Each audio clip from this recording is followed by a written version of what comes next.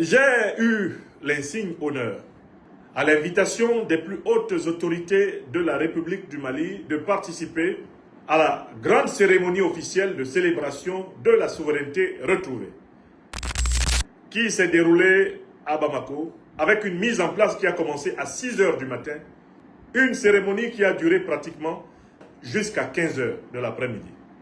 Je voudrais ici livrer mes observations et mon sentiment après avoir vécu ce moment de très grande importance.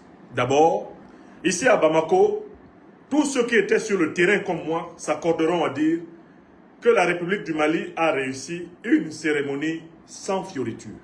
Elle était disciplinée, belle en couleur, rigoureuse, elle était limpide et il faisait un temps cristallin.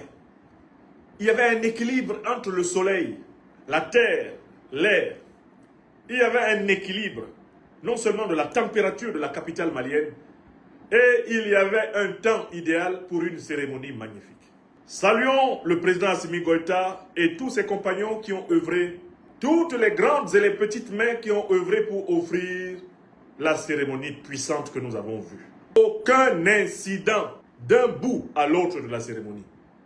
Elle était comme protégée par les mannes ancestraux. Elle était sous la bénédiction des ancêtres angélisés de l'Afrique et par-dessus tout du Tout-Puissant.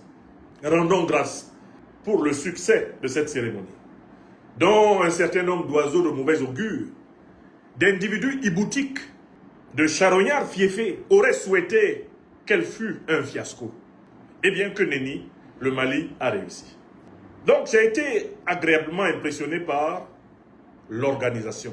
Mais il y a autre chose qui m'a impressionné, je l'ai souligné en rentrant de la cérémonie dans une courte vidéo que vous retrouverez sur ma page Facebook. C'est que l'ensemble des forces vives du peuple malien a participé à cette cérémonie avec un enthousiasme sans réserve, sans restriction mentale. Cette cérémonie était un moment de communion, parfois même une communion silencieuse, implicite, intuitive, une communion naturelle. Il y avait une atmosphère de confiance et de sérénité qui planait dans l'air et qui permet de comprendre les paroles de Bob Marley quand il dit « There is a natural mystic blowing through the air. If you listen carefully, surely you will hear. »